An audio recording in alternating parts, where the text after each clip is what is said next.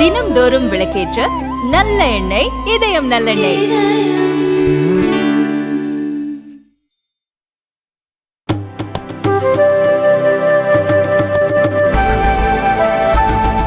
மழை வெள்ள பாதிப்புகளுக்கு மத்திய அரசு இதுவரை ₹1 கூட நிதி வழங்கவில்லை என்று தமிழக முதல்வர் ஸ்டாலின் தெரிவித்துள்ளார். தூத்துக்குடி மாவட்டம் சில்லாநத்தம் சிப்காட் தொழில் பூங்காவில் வியட்நாம் நிறுவனமான வின்ஃபாஸ்ட் மின்வாகன உற்பத்தி ஆலை அமைக்கிறது. இந்த ஆலைக்கு முதல்வர் ஸ்டாலின் இன்று அடிக்கல் நாட்டினார்.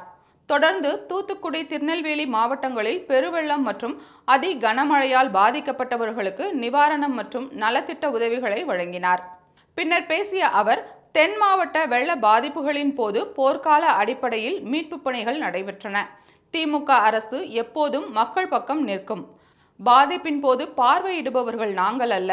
நெல்லை, தூத்துக்குடியில் வெள்ளம் பாதித்த மக்களுக்கு அதிகபட்சமாக ₹6000 வரை வழங்கப்பட்டது.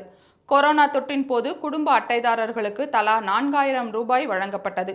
கொரோனாவாக இருந்தாலும், புயல் வெள்ளமாக இருந்தாலும் மக்களின் வாழ்வாதாரத்தை காத்து வருகிறோம். நெல்லை, தூத்துக்குடி மாவட்ட வெள்ள பாதிப்புகளை சரி செய்ய தமிழக அரசு ₹666 கோடி செலவு செய்துள்ளது. நெல்லை, தூத்துக்குடியில் சீரழிந்த சாலைகள் ₹342 கோடி சீரமைக்கப்பட்டு வருகின்றன. மழை வெள்ள பாதிப்புகளுக்கு மத்திய அரசு இதுவரை ₹1 கூட நிதி வழங்கவில்லை. தூத்துக்குடியில் மிகப்பெரிய கார் உற்பத்தி நிறுவனத்திற்கு அடிக்கல் நாட்டியுள்ளோம். தென் மாவட்டங்களுக்கு பெரிய தொழில் நிறுவனங்கள் கொண்டு வரப்படுகின்றன. தூத்துக்குடி, நெல்லையில் அமையும் புதிய ஆலைகளால் ஆயிரக்கணக்கான வேலை வாய்ப்புகள் உருவாகும் என்றார்.